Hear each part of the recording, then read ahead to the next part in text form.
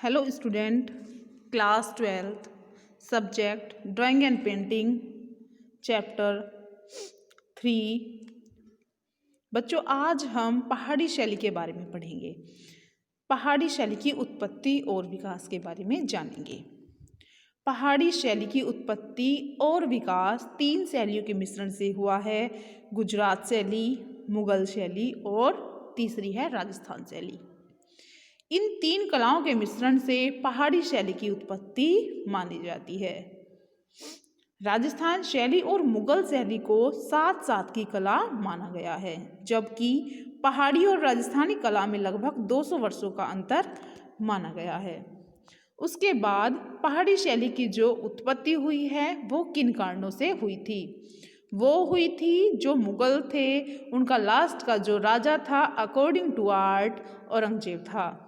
और औरंगजेब को कला, चित्रकला, संगीत कला जैसी कलाओं से बिल्कुल भी प्रेम नहीं था, लगाव नहीं था।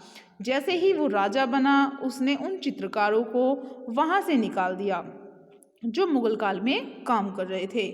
वो चित्रकार जो वहाँ से निकले, उन्होंने पहाड़ी एरिया में जाकर शरण ले ली। जैसे जम्मू कला, कांगड़ा कलम, कुल्लू, चंबा, गढ़वाल, उन्होंने वहाँ शरण ले ली। उनके वहाँ शरण लेने के कारण एक तो उनकी वो कला हो गई मुगल कला, और दूसरी जो थी वहाँ की लोक कला को मिश्रण करके एक नई कला शैली बनाई, जिसको नाम दिया गया पहाड़ी शैली। अब आती है पहाड़ी शैली की उपशैलियाँ। सेंटर, केंद्र, गुलेर, कांगड़ा, बसोली, जम्मू, गढ़वाल, चंबा, कुल्लू आदि। इनमें से बच्चों हम दो रूप की डिटेल पढ़ेंगे जो ज़्यादा इम्पोर्टेंट है। पहली है बसोली, बसोली कला। ठीक है, यह है बसोली। बसोली कला को पहाड़ी शैली का पालना माना जाता है।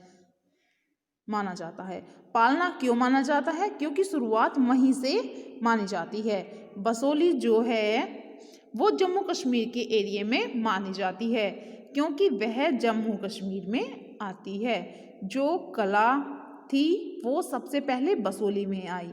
ठीक है, कहाँ आई सबसे पहले? वो आई सबसे पहले बसोली में। ठीक है, फिर धीरे धीरे पहाड़ी के राज्यों में फैल गई, पहाड़ी के दूसरे राज्यों में भी फैल गई। इसमें एक राजा है, किसमें? बसोली शैली में, राजा संग्रामपाल। संग्रामपाल कौन थे? बसोली शैली का राजा था, शासक था। राजा संग्रामपाल जो था वो वैष्णव धर्म का अनुयायी था, लेकिन धीरे धीरे उन्होंने शैव धर्म को अपना लिया था। इनके समय में जो पेंटिंग बनी थी, शैव धर्म मतलब वैष्णव धर्म का अनुयायी था। मतलब वैष्णव धर्म होता है जो विष्णु भगवान को मानते हैं, कृष्ण भगवान को मानते हैं, लेकिन उसने धीरे धीरे शैव धर्म को अपना लिया था, वो शिव को मानने लगा था। इनके समय में जो पहले पेंटिंग बनती थी वो राधा और कृष्ण जी की बनती थी, और बाद में क्या हुआ था, धीरे धीरे कृष्ण की जगह शिव को और राधा की जगह पार्वती को स्थान दे दिया गया था। ये इनके चित्रों की विशेषताएं थी। पहले राधा कृष्ण को बनाते थे, फिर धीरे धीरे पार्वती और शिव को बनाने लगे। इसके बाद लंदन में बसोली शैली का एक चित्र मिला है जो रसमंजरी का है। रसमंजरी उस समय से रसमंजरी से प्रूफ मिलता है कि जो बसोली शैली थी वो इस तरह की है। रसमंजरी से पता चलता है कि जो भानुदत्त द्वारा बनाई गई है। रसमंजरी का जो राइटर था, लेखक था, वो भानुदत्त था, भानुदत्त द्वारा बनाई गई है। और इसके जो चित्रों की जो पहचान है, जो विशेषता है, उसमें चमकीले लाल रंगों का प्रयोग किया गया है और कहीं कहीं स्वर्ण रंग भी प्रयोग में लाया गया है। ठीक है, इसकी जो विषय वस्तु थी बसोली शैली की, इसमें विष्णु के दशावतार रामायण, भागवत पुराण, नायिका भेद, ये इनके चित्रों की विषय वस्तु थी। अब आता है हमारा सेकंड भाग। इसका सेकंड भाग है कांगड़ा शैली। कांगड़ा जो उपशैली है, कांगड़ा किसकी उपशैली है? कांगड़ा उपशैली है पहाड़ी शैली की। पहाड़ी जम्मू कश्मीर का जो एरिया था हिमाचल में गुलेर, जम्मू कश्मीर का एरिया था गुलेर। गुलेर भी पहाड़ी शैली का एक पार्ट है और कांगड़ा भी पहाड़ी शैली का ही पार्ट है। गुलेर पर मुगल का प्रभाव था। गुलेर में चित्रकला बहुत ज़्यादा प्रसिद्ध हुई, उन्हें ज़्यादा संरक्षण मिला मुगल का। और जैसे ही मुगल का अंत हुआ, औरंगजेब आया। मुगल शैली का अंत हुआ, औरंगजेब आया, मुगल कला का अंत हुआ, तो उसी के साथ गुलेर शैली का भी अंत हो गया। ठीक है, औरंगजेब आया तो औरंगजेब ने वहाँ आर्टिस्टों पर अत्याचार करना शुरू कर दिया। ठीक है, और तो क्या हुआ, तो वहाँ के जो आर्टिस्ट थे वो सारे गुलेर में चले गए। तो फिर वहाँ तो लास्ट में क्या हुआ, जो गुलेर राज्य था उसका अंत हो गया। और जो गुलेर के चित्रकार थे उन्होंने क्या किया, उन्होंने कांगड़ा में जाकर शरण ले ली। ठीक है, राजा संसार चंद के संरक्षण में। संसार चंद कौन थे? ये कांगड़ा शैली के संरक्षक थे। ठीक है, इनके समय में चित्रकला बहुत अधिक फली फूली। ठीक है, किसके समय में? राजा संसार चंद के समय में। और जो चित्रकार गुलेर के कांगड़ा में गए, वहीं से गुलेर के कांगड़ा में गए, वहीं से कांगड़ा शैली की उत्पत्ति मानी जाती है और विकास हुआ था राजा संसार चंद के समय में।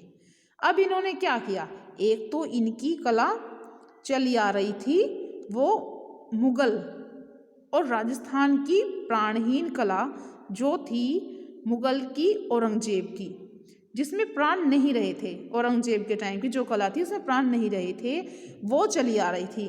तो वो जब चली आ रही थी तो वो एक परंपरा बन गई थी।